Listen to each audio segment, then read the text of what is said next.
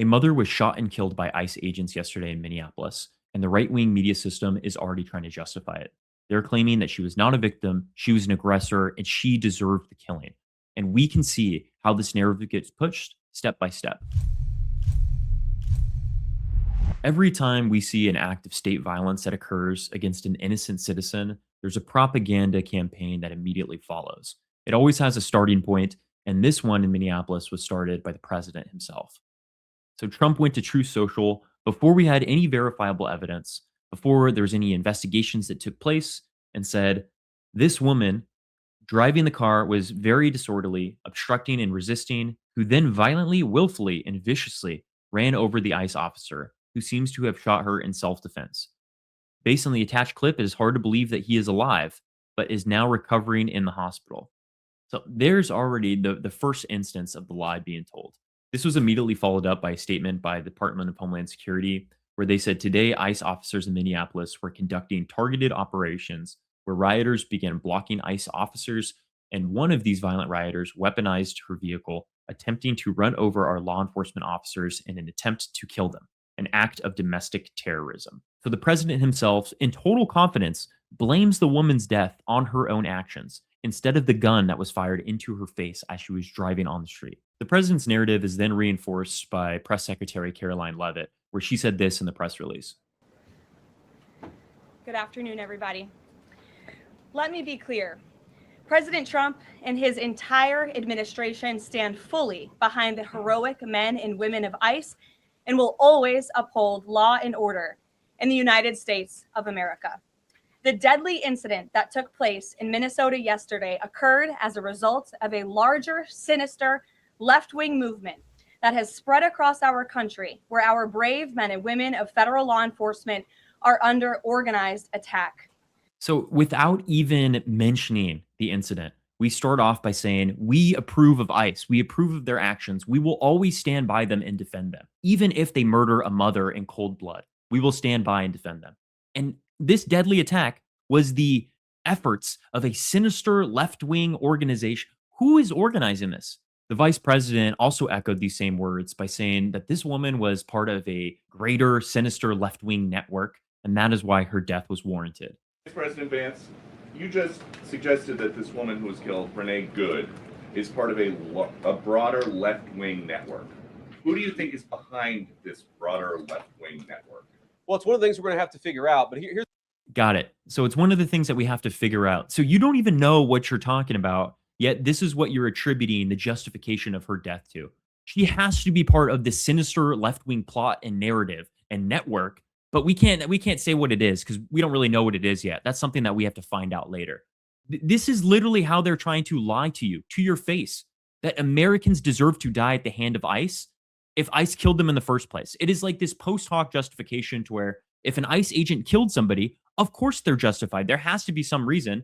Now, we might not know what that reason is, but that's our job to find out. We'll figure out what that reason is, and then we'll let you know as soon as we figure out how to spin it. Got it. Based on leave, on administrative leave, and what really was the target of the operation on Wednesday? The ICE operation on Wednesday? Well, first of all, it was a legitimate law enforcement operation. We were going door to door to try to find criminal illegal aliens and deport them from the United States of America, because if you come to our country illegally in violation of our immigration laws, then we have the mandate, and in fact, we have the legal duty to enforce those immigration laws. Whether he's been placed on administrative leave, I don't know the answer to that question. I'd refer it to the Department of Homeland Security, and they can follow up. I will say, look, I would appreciate everybody saying a prayer for that agent. Look, in the past 6 months, he has been hit twice by a motor vehicle. One time, the first time, it led to over 30 stitches and very serious injuries to his legs. This is a guy who's actually done a very, very important job for the United States of America. He's been assaulted, he's been attacked, he's been injured because of it. He deserves a debt of gratitude. And I think the media prejudging and talking about this guy as if he's a murderer is one of the most disgraceful things I've ever seen from the American media. Yeah. This is treasonous behavior. The executive branch is trying to whitewash a murderer who killed an American citizen simply for being in her vehicle and trying to leave the scene.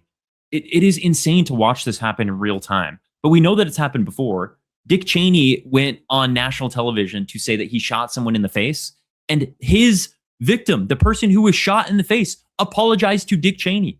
Republicans have a tendency to just ignore all of the bad that they do and whitewash it as something that is justified. So the first step is the executive branch sets the narrative. Donald Trump, Caroline Leavitt, Department of Homeland Security, JD Vance, they all have the exact same story. This woman was a terrorist. She was evil, part of a network of left-wing extremism that has a sinister plot to attack ICE agents. That is how the gun shoots off. And then it's followed up by congressional Republicans, people who corroborate the exact same lie. Michelle Fishback said today's targeted assault on ICE agents in Minneapolis is the direct result of the dangerous rhetoric from sanctuary policies and the politicians who back them. No officer should have to face a weaponized vehicle while performing their duties, yet our officers are facing a 1,300% surge in assaults and an 8,000% spike in death threats. I stand with the officer who acted in self-defense to save lives, and I will continue to fight for the men and women who keep our community safe. This is all about framing. It is all about framing. The dangerous rhetoric and direct results of sanctuary policies? Really? So we're saying that cities that participate in allowing people to get proper paperwork and documentation is leading to increased danger to ICE officials? Don't you think it's the ICE officials that place themselves in communities where those community members have demanded that they remove themselves? They're the ones that are escalating tension? If I bring a gun to you and I hold you at gunpoint, were you the one that escalated tension because you just didn't immediately give in to my demands? Or maybe I'm the one. Maybe I'm the one who escalated that situation by bringing an armed weapon to demand things from you. The same words were echoed by Tom Emmer, who's the GOP majority whip. Our brave ICE agents put their lives on the line every day to protect our communities from dangerous criminals. May God bless and protect them in their efforts. Now, the only person who put their life on the line are people who are documenting ICE abuses in order to protect their neighbors. This woman, who was a legal observer and documenting the abuses that were done by ICE, she put her life on the line, and she lost her life. She lost her life to an ICE agent who killed her in cold blood, even though he had no threat to his life whatsoever. But the propaganda framing doesn't just come from congressional Republicans in the executive branch. It's then passed down straight to alternative media. So DC Drano, a common right-wing influencer, said a new angle of the Minnesota ICE shooting makes it clear that she obstructed federal agents, disobeyed lawful orders to get out of her vehicle, and then drove directly towards one of the ICE agents using her car as a deadly weapon. Okay, this was the exact clip that we've already watched over and over again. From the typical liberal, one of our greatest sources. This was also filmed by an eyewitness on the scene who said that the woman was killed in cold blood. I don't see anything different. I see a man who was circling the car, went in front of her, and as she tries to exit, then played the victim while he shot her in the face. Another popular right-wing commentator, Matt Walsh, said this disgusting rhetoric. This lesbian agitator gave her life to protect 68 IQ Somali scammers who couldn't give less of a shit about her. The most disgraceful and humiliating end a person could possibly meet. These people don't have any shame. They are openly mocking a victim of ICE and state violence. And they're saying that it's her fault because of her sexuality. It's her fault because there's an ethnicity that belongs to a migrant population in Minneapolis. Is this really the conclusions that we're drawing? These are the great intellectual titans of the right. It's disgraceful. So let's trace our steps. The executive branch with the president, the vice president, press secretary, DHS, all start the narrative. They begin the propaganda campaign. It is supported by congressional Republicans, where alternative media then pushes it out into vast circles of the internet. All of this slop saying the most ridiculous, inflammatory things. Then cable news comes in. They try to button everything up. We're going to tidy it. We're going to make this look like a genuine debate, right? Whether or not this woman, who clearly was an agitator, maybe it is a tragedy, even though she's a terrible person, or she had it coming. She was evil. She was a disruptor. She was part of a left-wing sinister network of professional agitators funded by George Soros, whatever the bullshit that is that they say. Those are the only two options, both of which she's in the wrong. But whether or not it's a tragic mistake or she had it coming. Let's hear Jesse Waters talk about this on Fox News. The woman who lost her life was a self-proclaimed poet from Oh, Colorado. great. A poet, wow. Pronouns in her bio. A 37-year-old white woman named Renee Good. The Daily Mail says she leaves behind a lesbian partner and a child from a previous marriage. She was a disruptor, though she considered herself a legal observer. Look at this smug face. I mean, this is some of the most disgusting shit that we allow on cable news. What does her being a poet and having pronouns in her bio do with the justification of her death? Oh my God, a poet? Can you believe a poet challenged an ICE agent? How dare they? What a clear threat to that ICE agent's safety. What a clear threat. The poet with pronouns in her bio. There's no creativity that goes into this propaganda. These people are disgusting. They hear a buzzword that they know is going to agitate their base. Okay, so an ICE agent brutally killed somebody who was driving away in their car after being instructed to do that. What can we run? Give me some buzzwords. Pronouns, lesbian, child from previous marriage. Really? This is what we're going to do? This is how we're going to justify state violence and murder? Thank you, Jesse Waters. But maybe we're the ones in the wrong. Maybe all of these right wing accounts who are continuing to say that she was clearly a violent agitator, maybe there's new video evidence that supports those claims. Let's take a look at the video again. So it looks like this is the agent, who ends up shooting her in the face. He's walking around and filming, probably for his own social media. He's clearly assessing the situation. If she was a domestic terrorist, you'd think walking around the car would probably support that claim. But, no, it seems that they feel like they can handle the situation because, if the vehicle was intending to kill ICE agents, they probably wouldn't surround the car and go to touch the vehicle. But 5 of them end up saying, "This is not a situation that requires us protecting ourselves behind our own vehicles or immediately leaving out of harm's way of the vehicle." No, the officer that ends up claiming that he had his life attempted to be killed, he goes in front of the car, immediately in front of the car. And then as she tries to turn to the right,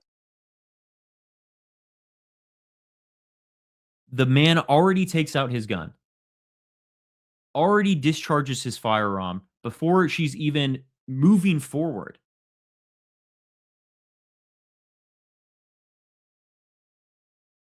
Discharges his gun as she starts turning to the right, already opened fire while her vehicle is already moving towards the right. He's grazed by the vehicle. You'd think that if ICE agents knew that this was a domestic terrorist or a perceived threat, that the person that was closest to the driver, which is this officer, would have also discharged his weapon. But he didn't, because his goal was to remove her from the car because they did not view her as an imminent threat. They viewed her as somebody that needed to be detained by ICE to demonstrate the force that they had in the neighborhood. And then he continues to shoot her as she drives away.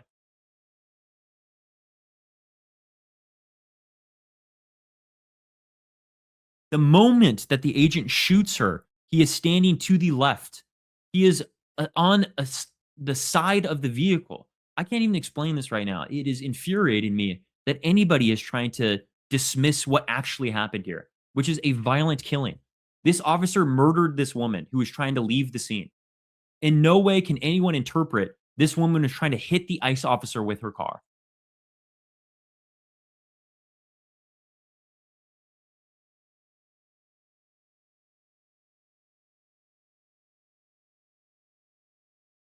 Look at him. This is the same person that Donald Trump said, this man is lucky to have his life. He's in the hospital recovering. Viciously ran over. Even from this angle, this is the angle that a lot of right wingers are sharing as if this man had his life threatened. This is him right here. He's grazed on the side of him. Clearly not even injured. As she rams into cars because she's a corpse. But if your own eyes aren't enough evidence for you to see that this was clearly an injustice made by ICE agents, we have reporting from the BBC that corroborates this, where they debunked false claims about Minneapolis ICE shooting. We also have Axios that are showing the exact same thing. And finally, the New York Times, who then confronted Trump with evidence that this woman was trying to flee, not trying to hit the ICE agents. I want to hear a little bit of what the president said when presented with hard evidence. When we pressed Mr. Trump on his conclusion that the victim, Renee Nicole Good, tried to run over the agent, he asked an aide to pull up the video on a laptop in an effort to prove his point. That was a vicious situation that took place, Mr. Trump said, apparently referring to what federal officials have said was an effort by Miss Good to run down an ICE agent. The exchange was a glimpse into Mr. Trump's reflexive defense of what has sometimes become a violent federal crackdown of immigration, which in this case claimed the life of an American citizen who was protesting ICE's presence in Minneapolis. On Thursday, after our interview with the president, a Times analysis of the footage from 3 camera angles showed the motorist was driving away from, not toward, a federal officer when he opened fire. But on Wednesday night, Mr. Trump stuck to his position, even as we pointed out the inconsistencies in his account and the lack of clarity in the videos circulating on social media. We asked if, in his mind, firing into a vehicle like that was acceptable. He behaved horribly, Mr. Trump said, and then she ran him over. She didn't try to run him over, she ran him over. We just saw how that is a flat out lie. She very clearly is trying to leave the scene. Even this Jesse Waters clip, she is moving away. Her wheels are completely turned away from this ICE agent who is on the side of the vehicle. This was not an attempt to run the ICE agent over. And even when presented with that evidence, Donald Trump refuses to acknowledge reality. This is a narcissistic, egotistical man in the White House who does not care about Americans' lives that are lost at the hands of federal agents. All he cares about is that ICE is right, ICE is doing the right thing, and ICE can never be wrong. As a slow motion surveillance video of the shooting played on the laptop, we told him that the angle did not appear to show that an ICE officer had been run over. Well, Mr. Trump said, the way I look at it, it's a terrible scene, Mr. Trump said at the end of the video. I think it's horrible to watch. No, I hate to see it. Now, even Tom Homan said, let the investigation play out and hold people accountable based on this investigation. Tom Homan, the one who's probably the most stern supporter of ICE raids, has said, hey, we should wait for the investigation to play out and hold those accountable who have done wrongdoing. If the deporter in chief is the one that is saying we need to wait till the facts are laid out before we make any conclusions, why is the president of the United States openly denying to hold ICE agents accountable for what is clearly an injustice? So to Donald Trump, being afraid of your life does not give you justification to flee a situation. But isn't this what Republicans have always been saying is justified? Oh, wait, it's only justified if it's peaceful protesters. Ron DeSantis said this about Palestinian protesters and Floridians' right to run them over with their vehicle in Florida. And we also have a policy that if you're driving on one of those streets and a mob comes and surrounds your vehicle and threatens you, you have a right to flee for your safety. And so if you drive off and you hit one of these people, that's their fault for impinging on you. You don't have to sit there and just be a sitting duck and let the mob grab you out of your car and drag you through the streets. So when it's peaceful protesters, they present so much of a threat that you can openly kill them with your vehicle. But when it's armed ICE agents who you as a legal observer just witness rip people from their homes that are your neighbors, apparently you just have to give in. You have to allow whatever happens to you, happen to you. And you can't leave the scene. This is insane. The hypocrisy is so blatant. And any Republican, any right winger that is watching this, if you are honest with yourself, you know that this situation is much more frightening than a peaceful protester that might make you late to work. The way that ICE conduct itself has clearly changed under Trump's reign, but a 2023 Government Accountability Office report shows what proper procedure is supposed to look like for ICE agents. The quote reads, firearms shall not be discharged solely to disable moving vehicles, vessels, aircraft, or other conveyances, except when deadly force is authorized or under the limited circumstances in the policy. That language mirrors guidance used by the Department of Justice and the FBI, which also says officers should not discharge firearms solely to disable moving vehicles and may only do so when occupants present an imminent threat of death or serious bodily harm and no reasonable alternatives exist. We know that this was not an imminent threat. The officer, again, was recording and walking around her vehicle. If he thought that she was an imminent threat or a domestic terrorist, he would have known that before he put his body in front of her car. Clearly, this woman was an imminent threat as she is seen waving cars to move past her. Right. This looks like somebody who clearly has the intent to kill ICE agents, waving cars to move around her. Thank you. The governor of Minnesota, Tim Walz, has already talked about the situation and has announced that he is getting the National Guard ready to protect citizens from ICE agents. This morning, we learned that an ICE officer shot and killed someone in Minneapolis. My deepest condolences to the family, to the loved ones who had to learn about this tragic event on national television. We have been warning for weeks that the Trump administration's dangerous, sensationalized operations are a threat to our public safety, that someone was going to get hurt. Just yesterday, I said exactly that. What we're seeing is the consequences of governance designed to generate fear, headlines, and conflict.